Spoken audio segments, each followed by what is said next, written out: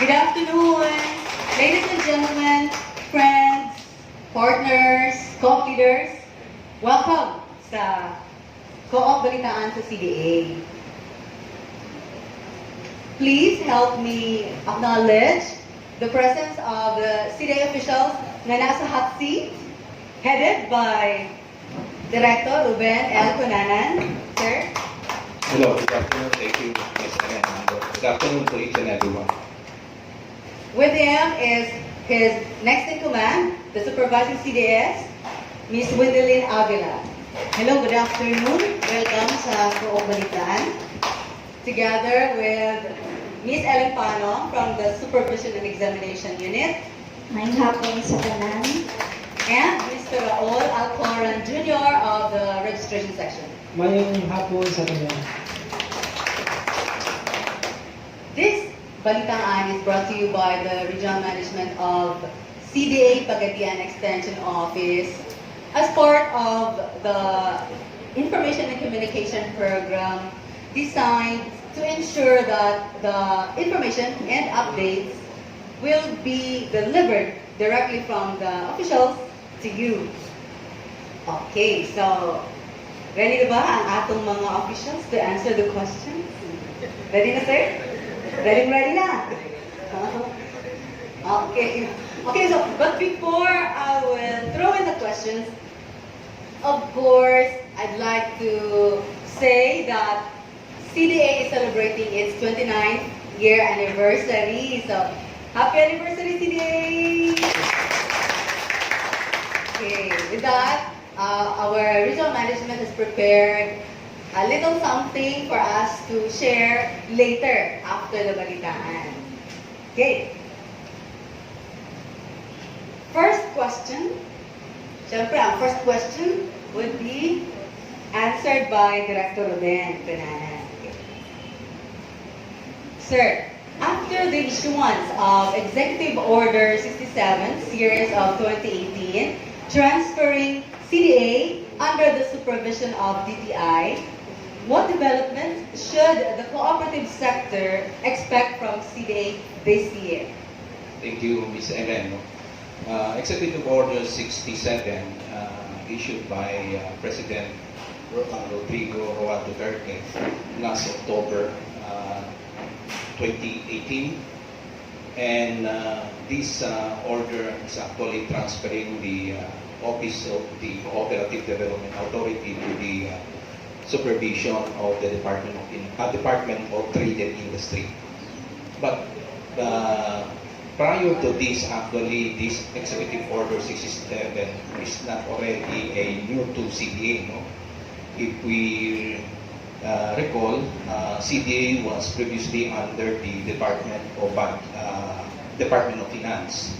And when President Duterte assumed office in 2016, and within the 3-month period of his incumbency as President of the Philippines, he immediately issued the Executive Order number 1, transferring the 12 government agencies with anti-poverty reduction program to the Office of the President, which we in the CDA was very happy to hear that and to see that order, because CDA is actually under the Office of the President. But this time, we are still very fortunate that Executive Order 67 transferring CDA to DTI is a big blessing to us. Actually, there's a big development when if CDA will be transferred under the Department of Trade and Industry. One, last February 20, CDA was part of the DTI-wide management committee meeting held in Panglao, Bohol. It is actually a sign that CDA is already part of DTI, because that meaning consists of DTI's regional offices and other head officials of DTI. And initially, during that meeting, it was already laid down the participation, the initial participation, functions, and role of CDA under DTI programs. Like, for example, the P3, the we call it P3, pondos para sa pagbabago at pag-asenso. And also, we will be also involved in the shared service facilities for cooperatives with products, wherein CDA will facilitate the participation of these co-ops and be able to use these facilities in the future in enhancing the products as well as developing products coming from the cooperatives. And we will be also actively participate in negosyo servisyo sa barangay. This is actually a program of DTI wherein I believe CDA will be involved in this program by encouraging and promoting entrepreneurship in our respective barangays, especially to cooperatives. And we will be also involved in One Town, One Product program because we believe that cooperative is one of the major contributors in DTI's programs in the One Town, One Product program. Alam naman natin na mga cooperative na natin ay may mga produkto, and with this partnership, we can actually strengthen the participation of our cooperatives with products. And also, we will be involved in Kapatid Mentor Me program. This is a capacity program of DTI providing trainings to our entrepreneurs. Not only entrepreneurs, but cooperatives will be one of the beneficiary recipients of this program, the Kapatid Mentor Me. And in the future, other areas of possible engagement with DTI is on Global SME Academy and in export and green development about environmental initiative. We will be also involved in this program, and manufacturing resurgence and go local. These are actually the developments coming in the Cooperative Development Authority, and we hope that our cooperatives will support the partnership, and hopefully in the future they will benefit from this partnership, CDA and DTI. That's all. Thank you. Thank you, Director. There are quite a lot of activities that is quite challenging for CDA considering our number. But I believe that with the able leadership of Director Ruben, it would be a feat for us to accomplish. Anyway, I believe if it's with DTI, then we can simply adjust and make it. Yes, by the way, and let me just clarify that the CDA will be under the Office of the Ease of Doing Business. Actually, this new law, the Republic Act 11032, promoting the ease of doing business in the Philippines. It is being supervised by the Department of Trade and Industry, and considering CDA is one of the agencies doing a frontline service, like for example registration, then our office will be under the supervision of the Office of Ease of Doing Business, which is being supervised also or managed by the Department of Trade and Industry. Okay, thank you, Director. Now moving on to the next question. This is for Mr. Alcoran. Sir, after 29 years, di ba? We are celebrating our 29th year this year. So, may we know the statistics of cooperative sector in Region 9? Okay. Thank you, Ma'am Ellen.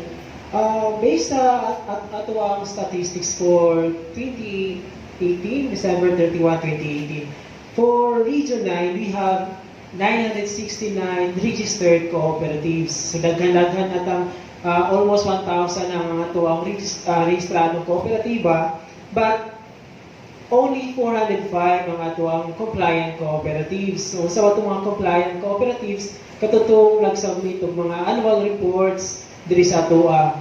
So, based sa amo ang database sa compliant cooperatives, naatay 64% when it comes to the categorization based on assets, we have 64% for micro cooperatives. So micro cooperatives are those cooperatives has 3 million and below assets. Tapos, naatay small category, 19%, medium 13%, and large cooperatives 4%. Katotong mga dagko na sigayong kooperatiba nga naanay 100 million ang total assets. Now, sa base sa vision sa report, naka-generate o 857 and 210 cooperative members.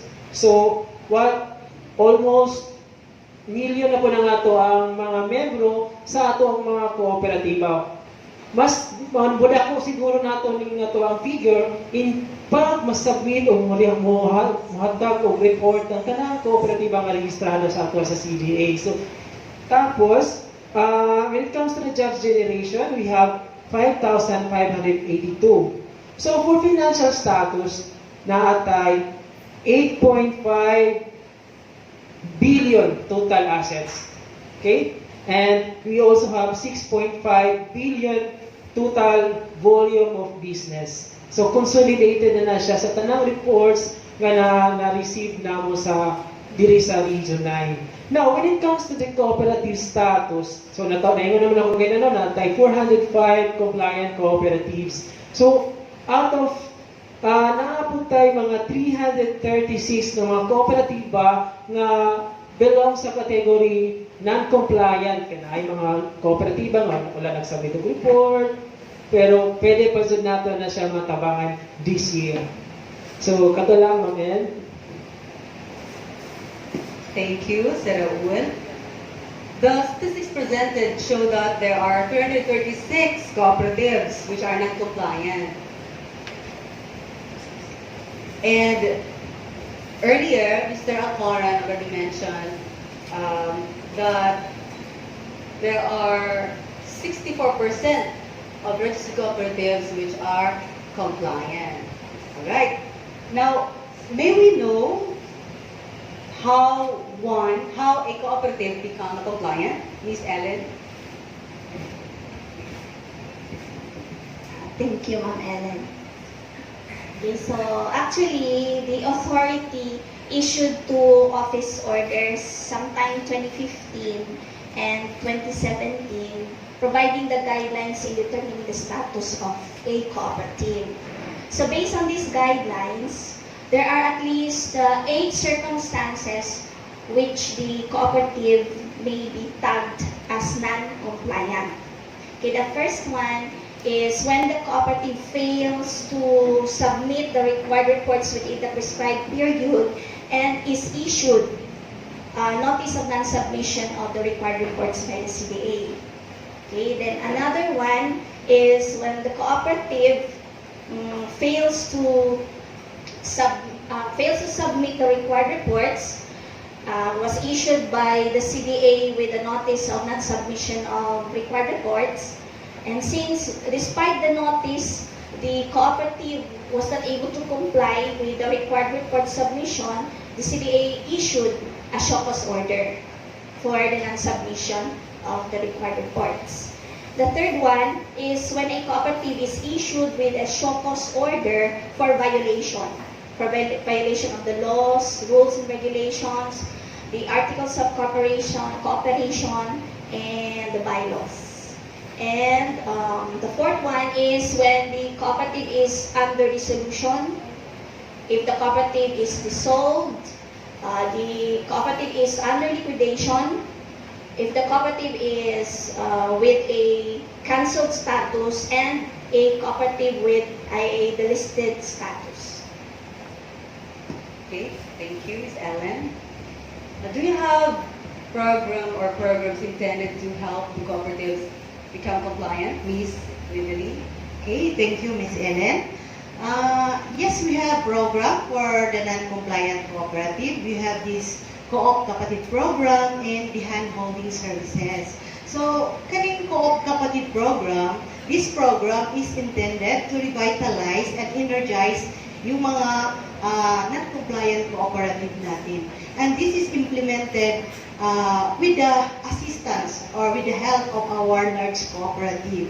And I would like to take this opportunity nga natay duha ka cooperative to take the challenge of helping non-compliant cooperative to become compliant, which is the AIM cooperative and the Bayside Multipurpose Cooperative. So far, last year nato ni-launch and we take the challenges to help this cooperative. So, first nilang assistance is to help this co-op to become a compliant cooperative.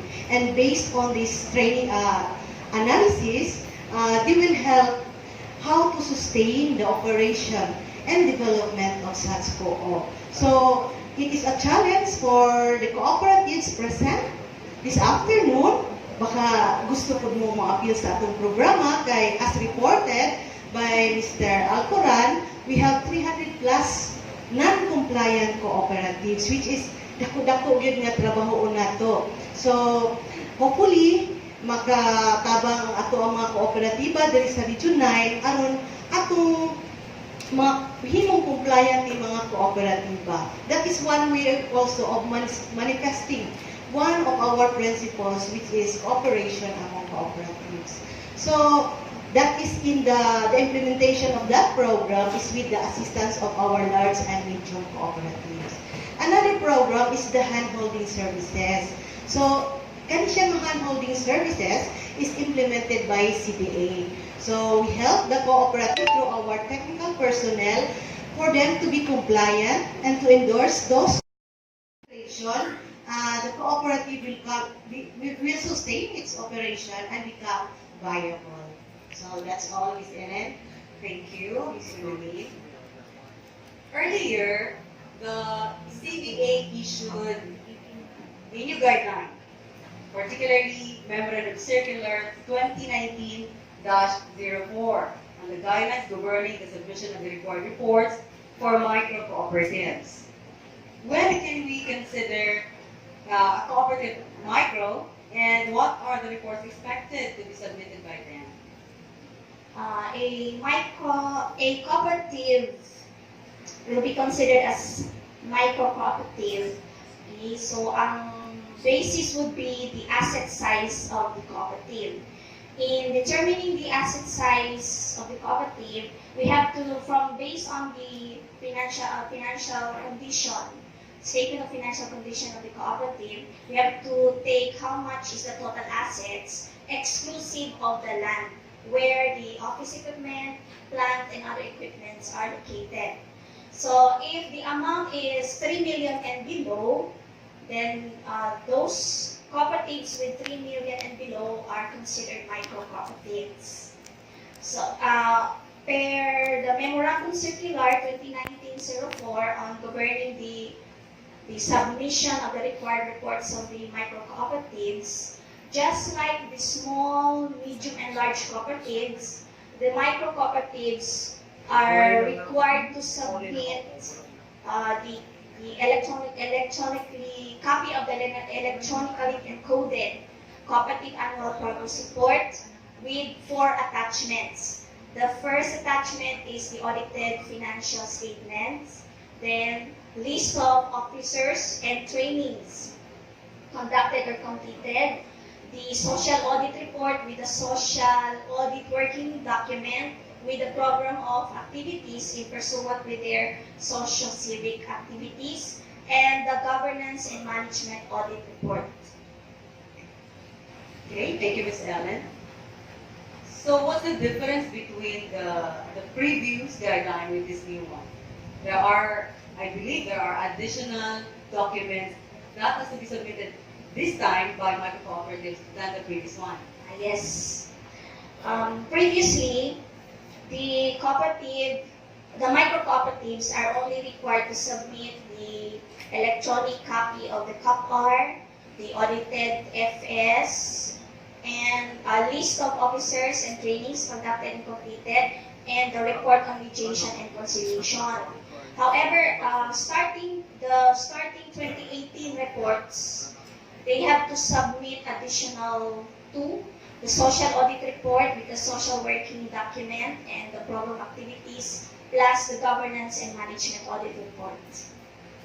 And we are also interested, Ms. Ellen, as to this new guideline, who are allowed to audit the FS for these micro cooperatives. For micro cooperatives, they have three options.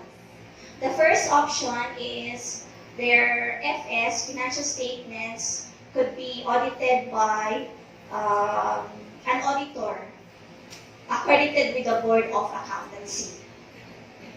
Another option is they could have their FS audited by the audit committee of their cooperative. And the last option is the audit committee of a federation or union they are affiliated with. Thank you. Okay, let's move on to the next topic. This is for Director Ruben. May we know, sir, what other developments should we expect from CDA this year? Thank you. And before I will answer that question, let me just add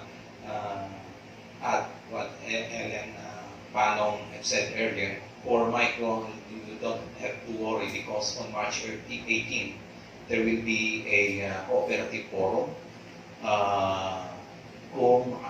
orientation on the submission of the annual report. So in this forum, this is actually a collaboration with the Pagadian City Cooperative Development Council, CDA, and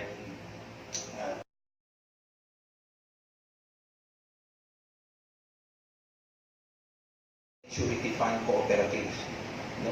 So, any time from now, mga PSP people will be going down to different provinces, municipality to promote this CSM, no? With CDA. Magiging isa na din po itong kooperatiba. No? CDA will register Credit Surety Fund Cooperatives. As of today, we have only one Credit Surety Fund in Region 9, nasa Dipolog City. So, i-register pa yon after complying all the documentary requirements. So, yun po. Another development is yung continuous na advocacy ng Cooperative Development Authority, yung paggawa to encourage not only do some environmental initiatives, because this is actually some sort of pet program of our chairman, Orlando Rabanera. He's been pushing this to encourage our cooperatives to be more active in doing some environmental initiatives. And let me just mention, no, in one of our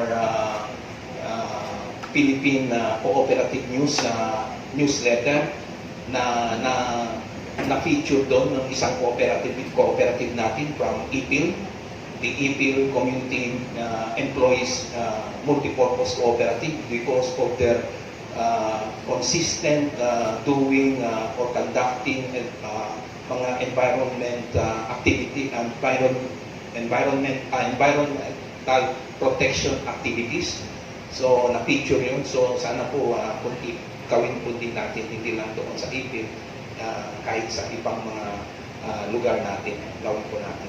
Marami pa po yung sa partnership natin with the NCIP, yan po, no, itutuloy. And even yung sa Department of Agriculture, I think this will continue until this 2019. And also, another development, may mga additional funds na naman pumasok sa CDA, courtesy of mga legislators natin, yung iko-continue po yung Mindanao peace and normalization through cooperativism, because last year, if you remember, we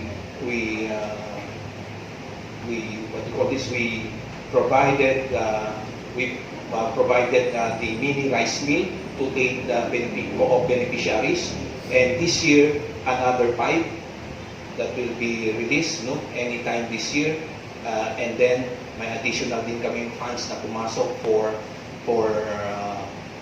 yung doon sa mga legal transactions. So yun po, maraming development po ang pumapasok ngayon sa CDA. So hopefully, 2019 will be a fruitful year for cooperative development. Thank you. Thank you, Director Ruben. Alright. Okay. Madaming challenges, sir, no? But again, as public officials, we can do something to make it happen, right, sir? Yes, yes. Especially the CSF kasi initial initial na pag-implement natin, so dapat successful ang implementation ng CSF. Kasi marami nag-expect na magiging successful itong programa na ito. Okay, thank you, sir. Aside from these developments, we'd like to share to you also another innovation by CDA and Land Bank. For that, may we ask Sir Raul to explain to us the guidelines governing the online payment of CDA registration fees. Sir. Thank you, Ma'am.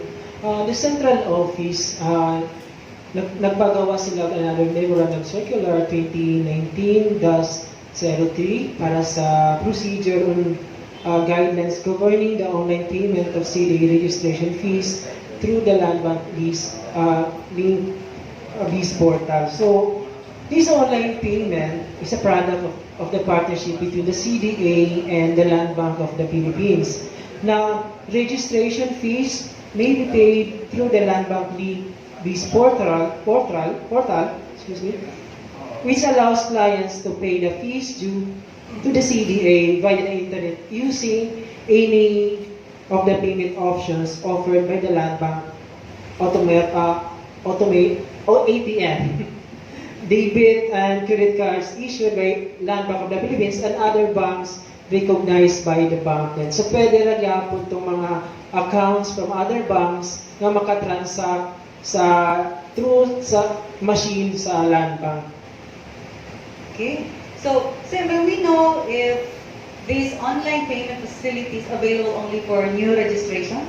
Actually, kaninga partnership or kaninga pamangagi is only for registration lang, intended for dili lang for new registration but also for the other transactions, like for example the payment of amendments, consolidation, merger, also application for branch and satellites. That is why this is beneficial for cooperatives nga medyo layo-layo diri sa pagadian na if naa sila amendments or registration, they can transact, tapos teke-teke pag ang nagadala sa kooperatiba, they can transact through online. So, kung saan ba nato na siya pag discover lang mo nato no, kung makavisit ka sa ato ang official website, is the www.cda9-KoopBalitaan.ph, na diri sa right side na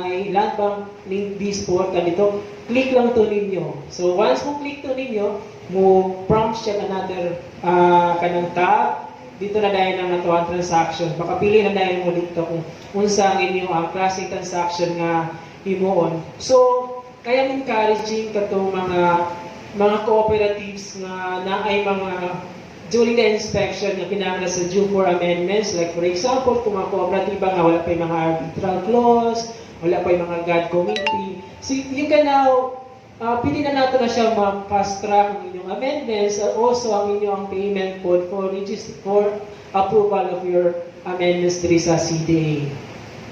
That's all. Okay, thank you, sir. Additional question on that topic. How much would be charged for the cooperative per transaction? Okay.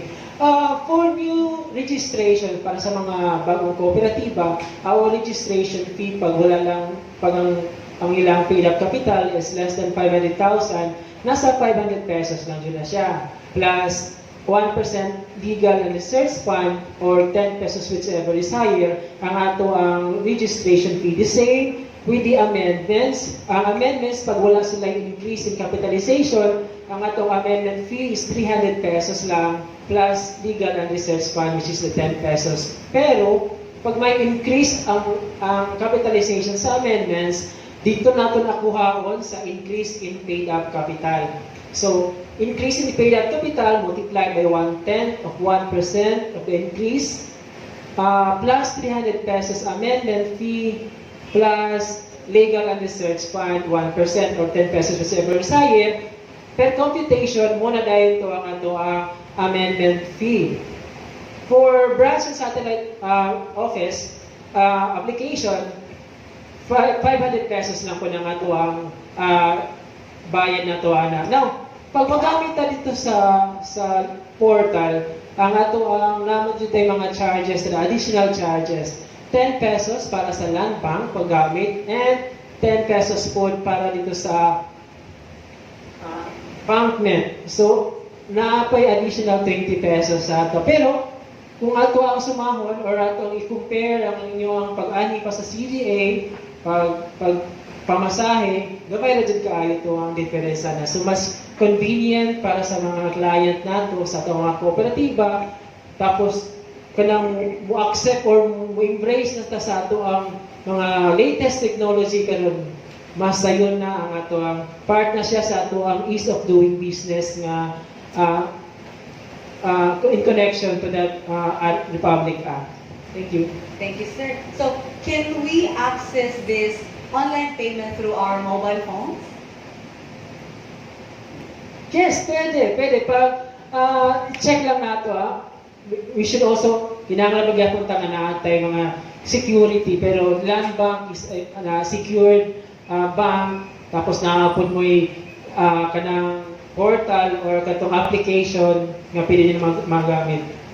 Anyway, in cases na gusto mo further information, you can download the Memorandum Circular sa ato ang website, Memorandum Circular 2019-03.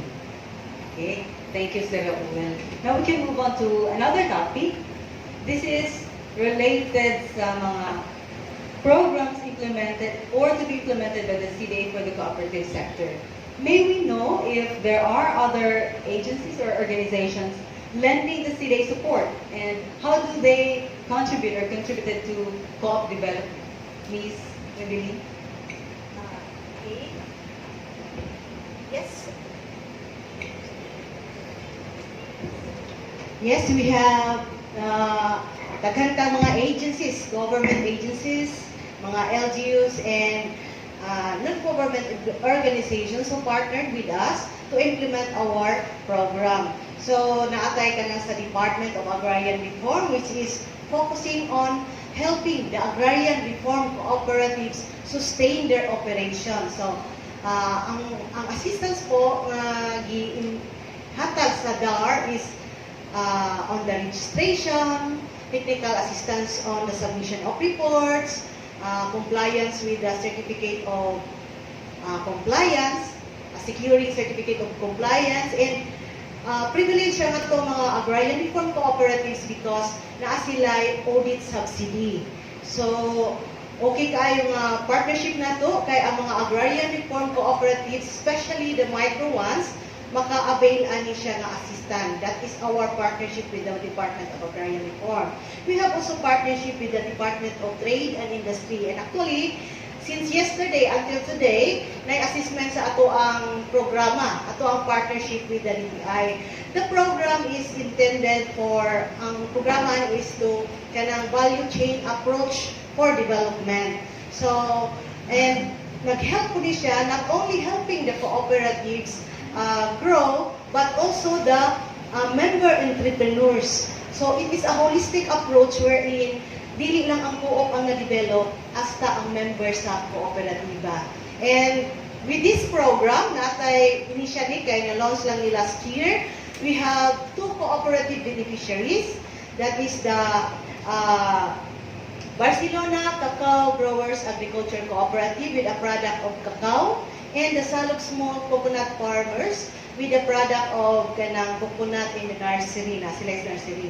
So, ang focus ani nga kuan is kato mga cooperative with products kay value chain approach ang ato ang pananiya. So, we have also partnership with the Department of Agriculture. So, last year, this program is intended to capacitate our farmers, fisher folks, and rural women cooperatives in order for them to be prepared to implement mga DA programs. Mao po na ang ilahang assistance, partnership na to sa Department of Agriculture. Then we have also partnership with NCIP, National Commission on Indigenous Peoples. So kaniya to ang ato mga kooperatiba dili gyud mabiyaan ang tanan nga sektor. Kaya naapoy para sa IPs wherein ang atong partnership dire to help organize mga IPs into cooperatives and help market their products. Kaya naamay tayo mga IPs nga naay mga products. And we have also a partnership with the co-op sector. As I have said earlier, kato ang partnership with the AIM Cooperative and the Bayside. Mao ni ato ang partnership with them to help our non-compliant cooperative, and I am hopeful after this balitaan, madaghan na ni ang atong partner cooperatives with the presence of our mga co-op leaders from the medium and large cooperative this afternoon. So we have also partnership with the local government units in implementing mga local development programs for cooperatives. And recently, katong giingon ni Raul, katong sa Land Bank, our payment portal, that is a partnership of CDA and Land Bank. And naatay latest, bagulang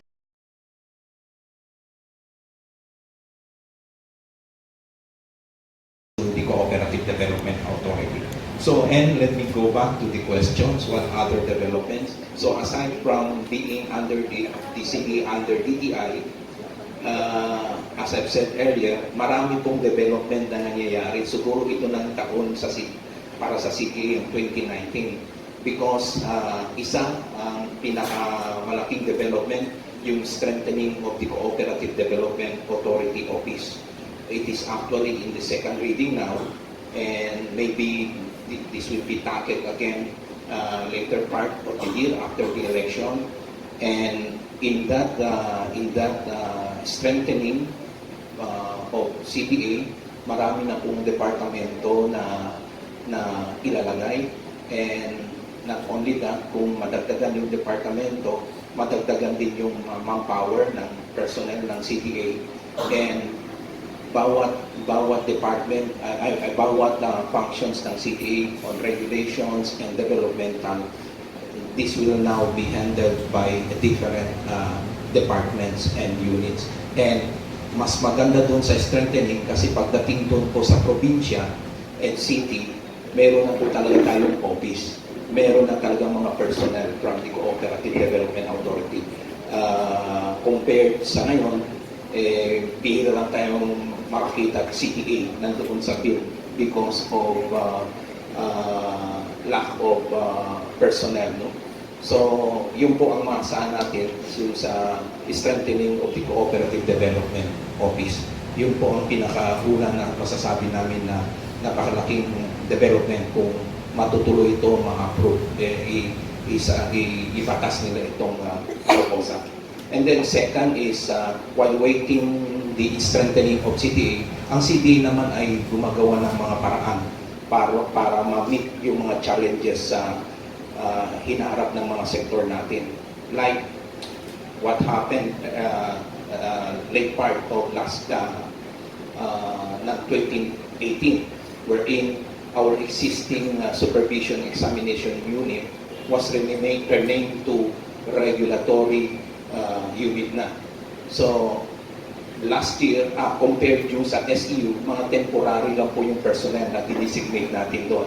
But with the new name, regulatory unit, we hired permanent employees to handle that unit. And most of our employees there are CPAs. So, hindi na pwedeng, sabihin natin na pwede na ang CDA makipag-diskusyuhan, no, sa mga CPAs natin na nag-audit sa mga cooperative namin, because we have now competent and mga capable na personnel handling the regulatory unit. And another development that is coming in, no, sa Cooperative Development Authority is the creation of the new department. This is the Credit Surety Fund Department of the Cooperative Development Authority. Actually, this is a program of BSP. Fortunately, BSP made a move to make this a law. So patas na po ito ngayon, Credit Surety Fund. Yes, patas na po ito, and let me just share to you how the Credit Surety Fund works. No? Ito palang Credit Surety Fund is actually a financial arm of the BSP kasi parang nagpapalong dito siya.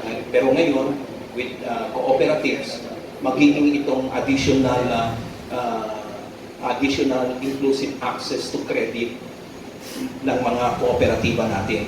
So, ang pag-operate po dito ay yung CSF is created by pooling the contributions of well-capitalized and well-managed cooperatives, non-government organizations, a local government unit, and partner institutions such as DBP, Land Bank, Industrial Guarantee and Loan Fund, as well as other interested parties. So makikita po ninyo.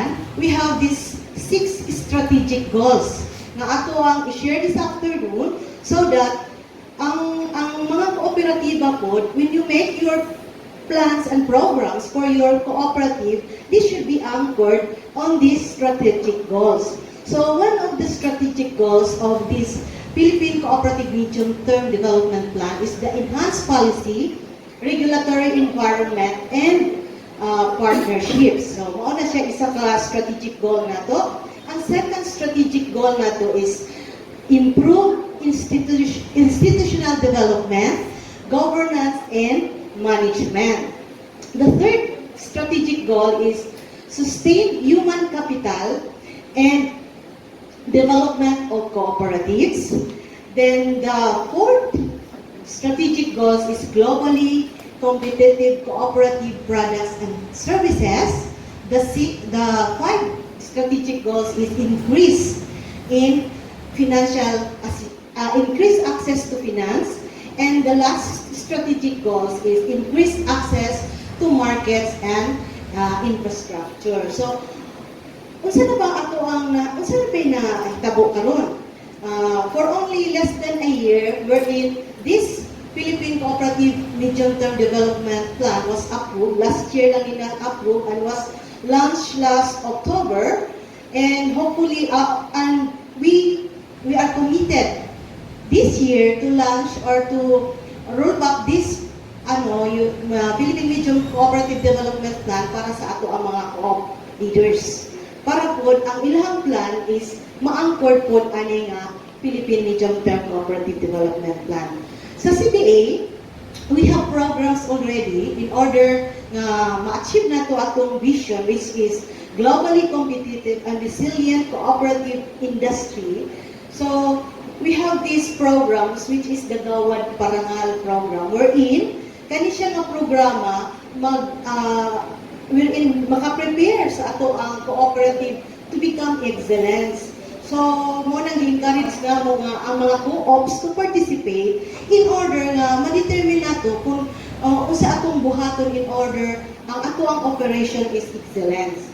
Then we have also this capability building for micro cooperatives for them to prepare our human capital. So that is for the CDA program, and we upgraded also training providers wherein katong mga dili micro cooperatives could access quality training services from our accredited training providers.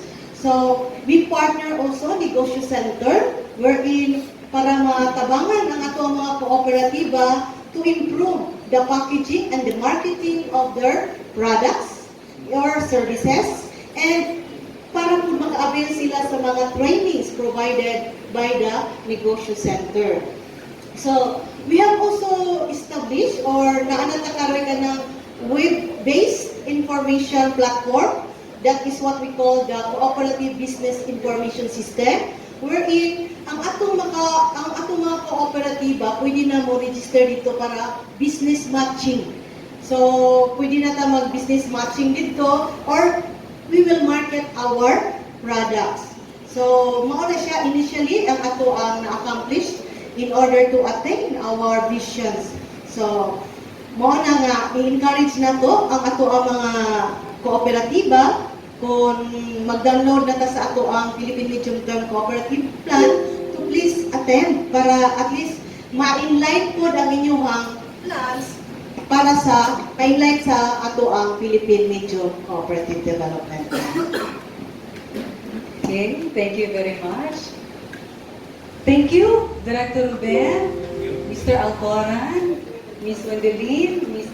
Ellen, for patiently answering, being very patient in answering those questions. It is hoped that with their answers, you get the good picture of the updates and information that we so desire for you to learn this afternoon. Okay, so we now give our guests, leaders, partners, and friends from the cooperative sector their opportunity to ask questions or clarifications. Yes, Sir Loy.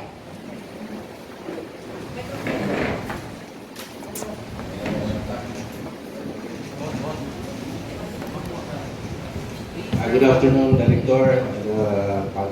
Good afternoon, sir. Congratulations for the 29th anniversary celebration. Imagine 29, so it's a long year and beyond. My first, this is not a question, Director, but a sort of supplementary information relative to the Joint Memorandum Circular number 1 of the ILG and CDA.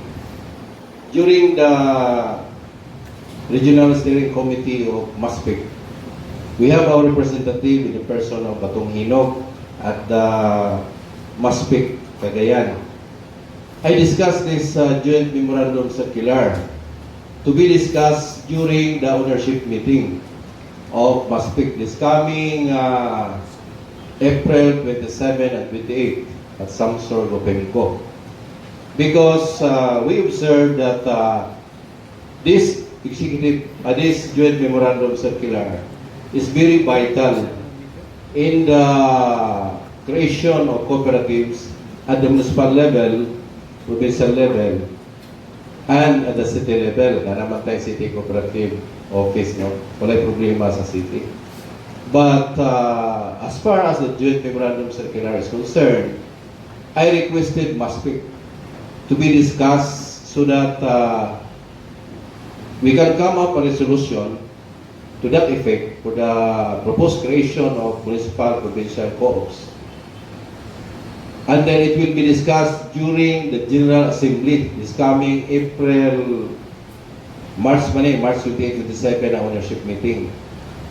And then, ang General Assembly meeting sa MASPIC, it will be attended by almost 300 cooperatives throughout Mindanao.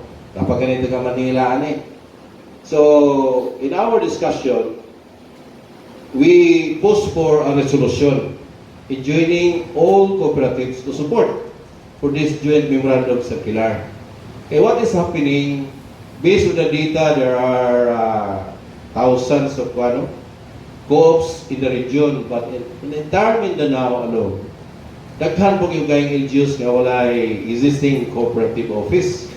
So, mo niya mong i-post, I hope, during the ownership meeting this coming March 28-27, and then sa General Assembly ganito sa Davao, this will be discussed kanin Joint Memorandum Circular.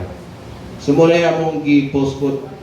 We initially discussed with Sir Mindaros in our meeting, and then finally it was included during the ownership meeting this coming March 28, 27, 28 at some sort of event. Thank you, sir. Thank you, sir. No? So,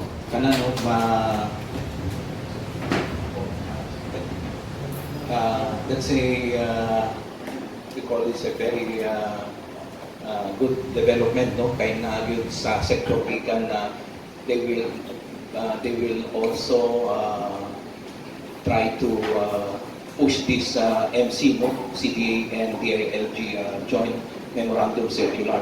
Actually, if kana no, CDA dili man gyud na siya pwede, siya lang yun ang isa ang mo-push ani. Actually, the sector should actively involved in this kind of activities, no? That is why we also encourage our cooperatives in the municipal level to at least lobby their chief executive to reactivate the cooperative development council in the area, because the CDC will really help us. Kay nga naman, siyempre, ang CDA dili po mo diretso sa mayor, sa mga chief executive. Sir, you designate a cooperative office, and then the mayor will ask you. So, if I'm going to designate, what is the status ba ang cooperative diri sa akong lugar? So, wala tayong ma-present sa iya unless we have a strong cooperative development council the lower level, para at least natin ipakita that there is actually existing na mga cooperatives and cooperative activities para po masuportahan ang ato ang mga chief executive pag i-present nato siya. We even plan to go around the region and try to make appointments with the different sangguniang panglungsod, panlalawigan, to allow CDA 5 minutes to present the joint memorandum circular. That is actually one of our plan. Kung wala na yun ang atuhang CDC, we will try to communicate the different sangguniang panglungsod and sangguniang panlalawigan o sangguniang bayan for that matter. Thank you, sir, sa support sa MASPEC. At least na kay MASPEC na will help CDA advance this joint memorandum circular. Okay, thank you, Director. Anybody else who would like to ask questions? Ma'am, last na rin, ma'am. Okay, sir, go ahead. Related din siya sa Credit Surety Fund for Co-ops. During the Lanao, Zamboanga, Misamis Occidental Cooperative Month celebration at Lanao, we invited Director Yusik Travanera with Mr. Rondi Alicaya, the technical staff of Yusik. And then we discussed about this Credit Surety Fund through the Bangko Sentral ng Pilipinas. In our region, it's very unfortunate, in our province, it's very unfortunate that we don't have any provincial cooperative officer, no, to facilitate this, while in Norte existing na rin kaning Credit Surety Fund for cooperatives. Advantageous mo gaya rin, sir, kaya makatabang din sa kooperatiba. So, in our discussion with Sir Mendaros, this coming April siguro, last week of April ba, we will invite, with your permission, bisan lang si Mr. Rondi Alicaya to shed light on this Credit Surety Fund for cooperatives, so that the City Cooperative Development Council will be enlightened unsay mga requirements ani, unsay mga regulatory documents, so that we can avail. I-organize man galing ang Provincial Cooperative Development Council, so we have to request our local chief executive so that the co-op will be benefited out of this fund.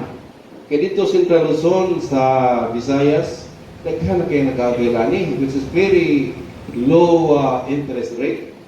So sayang kayo ng opportunity if we cannot avail at the regional level, sa ato sa Region 9. So that's our plan if you will agree with us. Yes, sir. Thank you. I agree ko diha, sir, no, sa inyong suggestion. Actually, yung CSR, nanani siya sa mga personnel, no, at the central office, even at the regional office. They are the ones who will handle this, the registration. But in the promotion, organization, and supervision, that will be under the authority of the DSP. With that request, sir, I think we have to coordinate first with Attorney Mona Juarez, who is the director of this Credit Surety Fund, at the central office.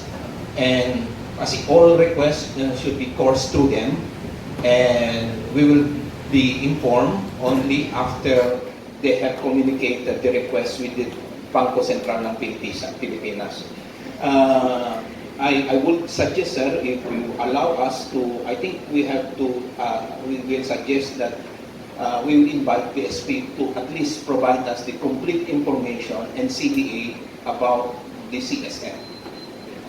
That just ano lang, sir, forward lang ang request, then we will be the one to course the to forward your request to Attorney Mona, CSM Department Director, and doon na sila, sir, ang BSP ang at kasi ang expenses na, sir, I think BSP na, sir, BSP, just like what happened in Zamboanga City, nag-conduct sila dito, pero I think hindi pa nakapag-decide si Mayor Ben Climaco kung mag-counterpart siya dito sa CSF na meetingan dito sa Zamboanga City. I think that was last year, no?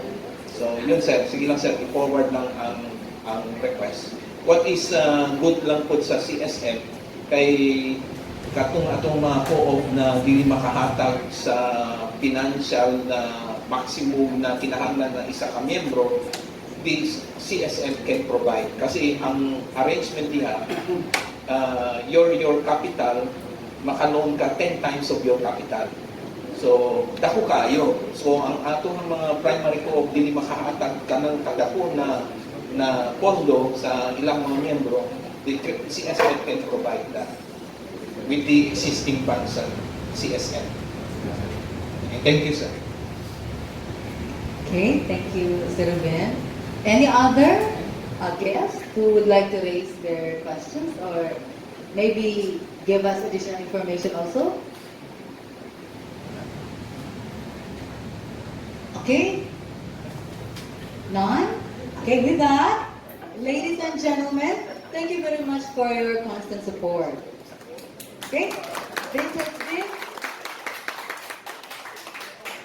This has been Co-op Balitaan sa CDA. Till the next Balitaan. See ya! Okay, before...